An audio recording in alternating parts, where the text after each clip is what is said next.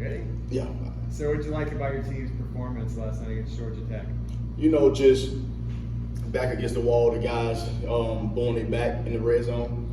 That's always good. Because the whole object is to get them to not score. So just blowing out back in the red zone was a good sign. Obviously, we want to try to stop them from even getting down there. But at the end of the day, you want to not have them score. So, proud of that. I think we were on the defense side. We was 5-0 or whatever. And they were 0 for 5. So I know what I'm trying to say. So that's a good day red zone. What do you think about your team's ability to get after the quarterback, 4 more sacks? You're up to 14 or 15 sacks on the season. What do you think about the ability to get after the quarterback? Yeah, it was one of those weeks where it was time for us to start getting after the quarterback, and we didn't pressure a lot. We're trying to get there with a four down rush, and each week we've had mobile quarterbacks, so it's been kind of our game plan to keep those quarterbacks in the pocket, for the most part, and then play a good coverage. But to see the guys get the sacks, that's a good start for us, and we got to start getting those things to add up. But that was a good start last night. One of the running stories throughout the year, since camp, linebackers, youth, a lot of transfers and stuff coming in. This far in, though, team who have taken care of business. Are they further along than you expected, or is this something you've seen? Yeah, they're going to pop like this, like basically all at camp, or where? Yeah, we know what we was getting with Jeremiah. He's actually gotten better. So that's just hats off to him for just his development and his attention to detail to get better. And then once we got these guys in, just remember the linebackers didn't go through spring ball. We just had them in fall camp, so they're still learning on the run. And all of those guys are getting better. But just taking pride. I'm a linebacker guy, so I just take pride in just coaching the linebackers. And Coach Deshaun Davis, my graduate assistant, he does a really good job as well. But you know what? The guys are getting better. We got a long ways to go. Jeremiah being the leader of the room, and Jason Johnson making plays. So each week we just have to get better. We got to have a mindset of getting better. And at the end of the year, we'll see where we're at as far as just kind of grading the linebackers out. But 4 games in, I like where we're at, but we have to get a lot better.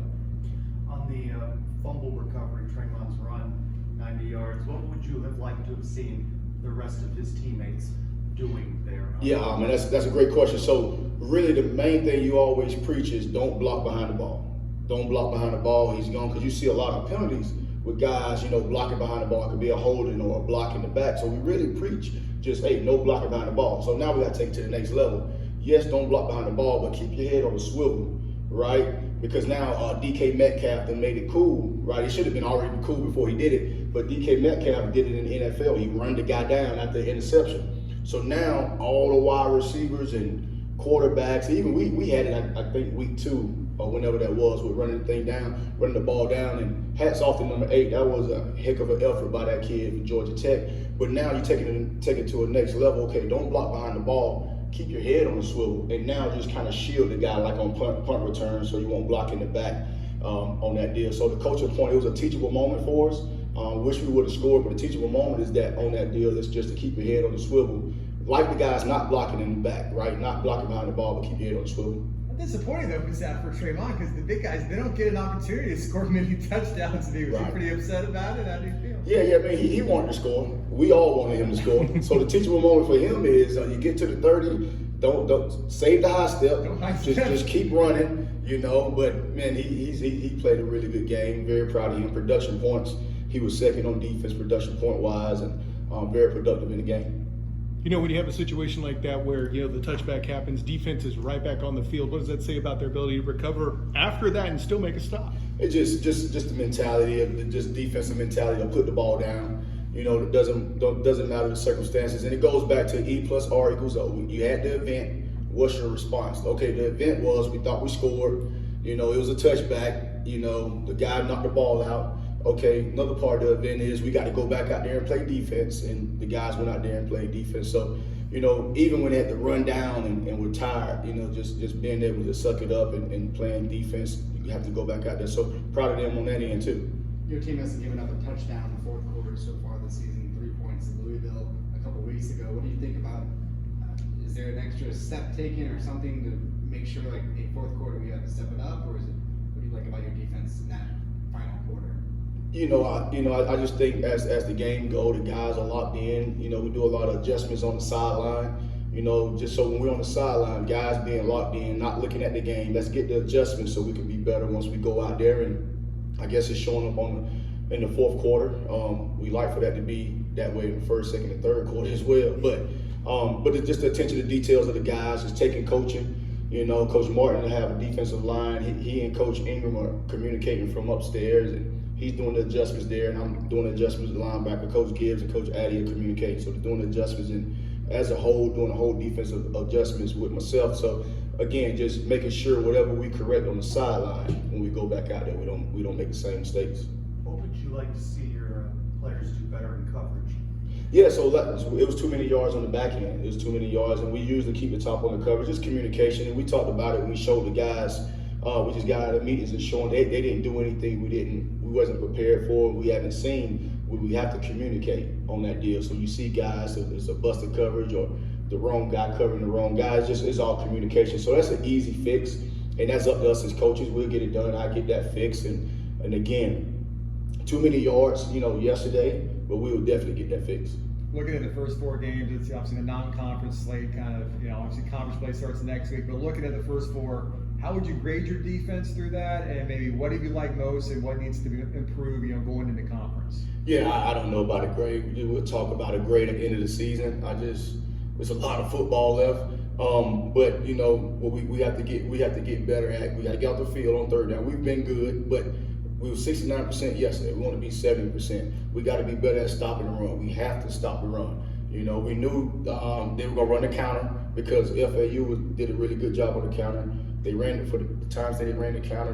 They got 34 total yards. So we really honed in on stopping the run as far as the counter. But overall, to be a really great defense, we have to stop the run. We got to be good on first and second down, get on third down, and we'll be able to rush the passer. So we have to do that. And to be honest with you, from top to bottom, we have to get better. We have to get better. Each week that's our goal to get better. Using more of the fourth, we're ranked number 1 in the country in red zone defense. There you go. How does the season change going into conference play for you guys, if at all? Preparation is still the same. We prepare like it's a Super Bowl each week. That's just preparation is the key. We don't get too high, don't get too low. Let's prepare. So when we go out there, you have the poise and confidence because you are prepared for whatever comes, and we have the adjustments to be able to adjust each week. And if they do something we haven't seen, we come on the sideline and we have those adjustments. But yeah. So we're going into conference play, though. SMU is going to be, one of the first team on the docket. You got Tanner Mordecai you're looking at there. That have the potential to be the best offense you play this year? Very, very good offense. Rhett Lashley is a really good friend of mine. Casey Woods is a really good friend of mine. We all coached at Auburn. We was graduate assistants together. Been knowing him for a long time. Got a tremendous amount of respect for Casey and Rhett Lashley. Casey Woods and Rhett Lashley. Great offensive minds. They go really, really, really, really fast. They go fast. Like just unusual fast. So try to keep defenses off balance. But again, I know those guys very, very well. Great men, great coaches, great husbands. Like they're friends of mine. So just looking forward to seeing those guys. Looking forward to compete. But they are a real offense. They really are. In the post game, Coach Malzahn spoke highly of Jarvis Winter and the block there. Take us through what you saw there on the block, the scoop up by Quad. Be honest with you, I didn't see it. I just heard it. I heard it, and I didn't know Jarvis. I didn't know Jarvis was the one that got the block until he came on the sideline. And that's what we tell our guys: just be ready. Like all the guys, you never know when your number is called, so be ready. Stay ready, so you don't have to get ready. And just hats off to Jarvis. He's been itching at the bit to get out there, coming off an injury last year, and super happy for him. I know that was a proud moment for him. He's a guy that has a really good talent. So happy for him to get the punt, and Quad did score, right? Quad scored, and it's happy for both of those guys. What does a moment like that do for Jarvis's confidence? Oh, it gives him tremendous amount of confidence because it just shows him like I still can do this. Like I'm still the ball player that I thought I was, and it's not a lot of guys can block punts. That's that right there now. That's a talent. Most people are running to the punter, and so for him to block it, man, it just shows just his body control and his talent. To be honest with you.